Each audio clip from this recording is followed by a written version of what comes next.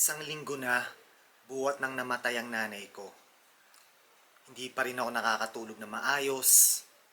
Hindi pa rin ako nakakakain ng mabuti. At hanggang ngayon parang wala akong buhay. Parang wala akong ka-energy. Wala akong ganang lumabas.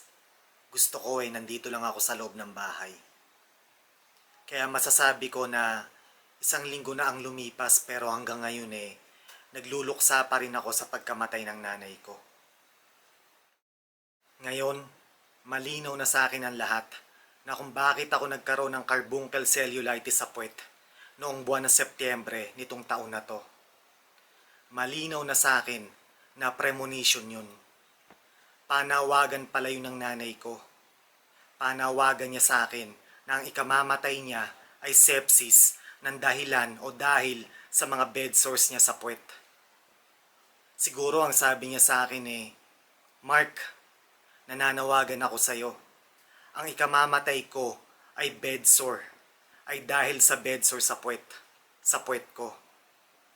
Siguro ganun ang panawagan niya sa akin. At yun niya ang ikinamatay niya. Ikinamatay niya ay sepsis. Sepsis dahil sa mga bed sores niya sa puwet. So ngayon malinaw na sa akin ang lahat na kung bakit ako nagkaroon ng carbuncle cellulitis sa puwet. Panawagan pala sa akin yun ng nanay ko. Isang premonition. Nakakalungkot isipin na ilang buwan na palang hospice ang nanay ko. Nakakadurog sa puso isipin na ilang buwan na pala siyang nakikipaglaban sa sakit na sepsis. Nakakalungkot isipin na ilang buwan na pala siyang nakikipaglaban sa kamatayan. Wala miski isa sa amin ang nakarealized na hospice na pala ang nanay ko. Wala miski isa sa amin ang nakarealized na namamatay na pala ang nanay ko. So nakakadurog ng puso isipin mga katoto. Lalo tuloy ako nakukonsensya. Lalo akong nagigilty. Lalo akong nakakaramdam ng guilt at burden, mabigat na burden sa puso ko. Itong burden of guilt ay dadalin ko habang nabubuhay ako hanggang sa huling hininga ko. Isang linggo ng patay ang nanay ko pero hindi ko siya nararamdaman. Wala akong nararamdaman na presence niya. Hindi ko siya napapanaginipan, hindi ko siya nakikita, hindi siya nagpapakita sa akin. Wala akong nararamdaman as in wala. Pero may isang pagkakataon. May isang araw na mainit kami nagtatalo ng mga kapatid ko about sa pagkamatay ng nanay ko. About sa pagkamatay ng nanay namin. Habang sa kasagsagan ng kainitan ng pagtatalo namin biglang nawala yung mga messages ko sa Facebook.